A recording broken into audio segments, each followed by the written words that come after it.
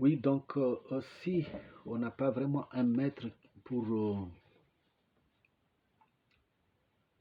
disons, nous orienter, nous guider euh, et nous suivre, on risque donc de dévier vers le mauvais chemin, de faire une mauvaise interprétation non seulement du Coran, mais de faire aussi, disons, puisqu'on a aussi notre nafs, notre ego, qui peut nous entraîner à faire ce qui nous arrange. Je vais vous donner un exemple pour une interprétation du ayah qui interdit l'alcool.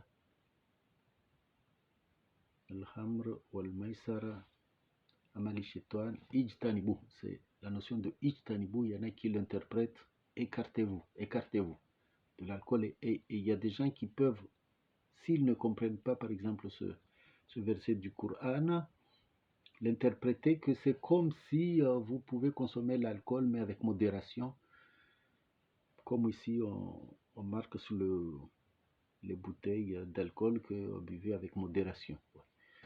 Alors que Ijtanibu, écartez-vous, donc sortez de là. Ouais, donc pour revenir au maître,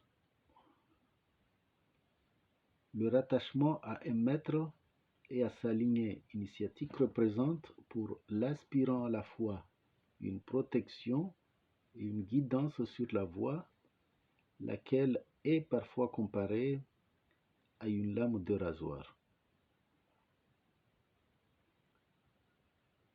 Ce qui veut dire que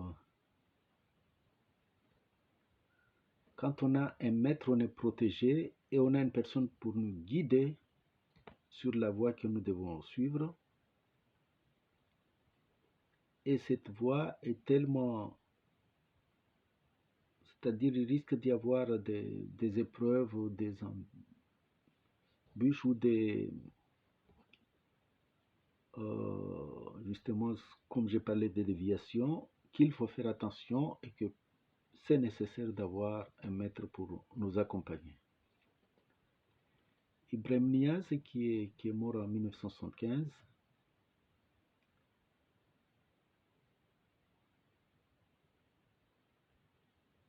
c'est un soufi, a dit le maître que le soufisme consiste à se conformer au recommandement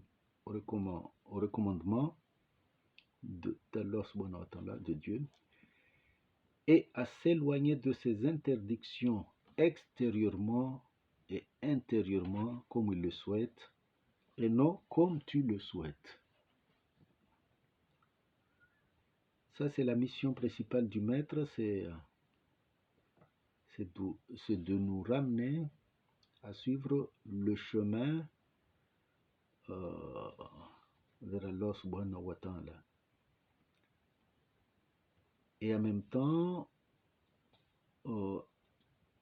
à ne pas faire ce qui est interdit,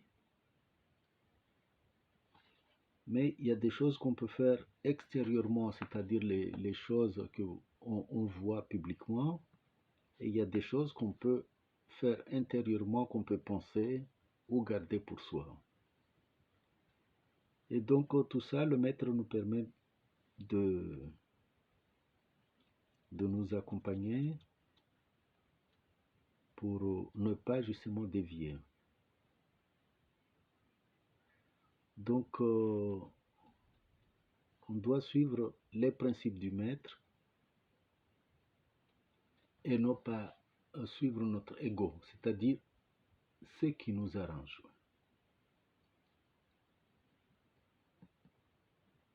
C'est marqué, ah oui, c'est la notion même de tawassul, c'est-à-dire l'interception, intercession. Il est marqué dans le Coran que, ô vous qui croyez, craignez Allah subhanahu wa ta'ala et cherchez le moyen de vous rapprocher de lui. Donc, un bon soufi doit se rapprocher d'Allah subhanahu wa ta'ala. Comment se rapprocher d'Allah subhanahu wa ta'ala? C'est de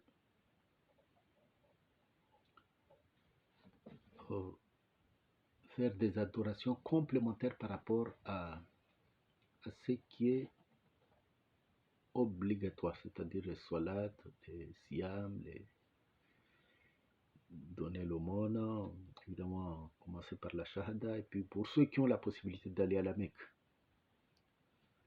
Donc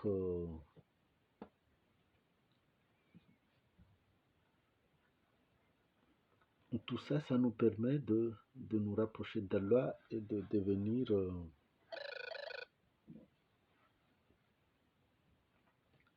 les amis d'Allah subhanahu wa ta'ala.